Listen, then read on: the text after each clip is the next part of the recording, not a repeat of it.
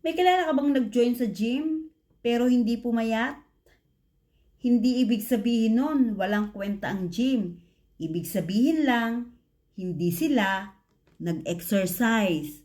Ganon din sa IMG. Ang IMG parang gym ng pera.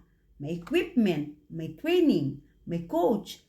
Pero kung hindi gagalaw, walang mangyayari sa katawan mo at sa bulsa mo. Ang success sa IMG hindi nakasalalay sa pag-join lang, nakasalalay sa paggamit ng mga natututunan. Maraming sumali, pero ilan lang ang nag-apply ng financial discipline. Kasi totoo, hindi po magic ang IMG. Kaya kung kilala mo yung member na sumali, pero di umasenso, baka hindi pa niya na-execute ang natutunan. Knowledge is potential power. Action makes it real power. Kaya ikaw, ano pang hinihintay mo? Mag-attend ka ng training at i-apply mo agad ang mga natutunan mo.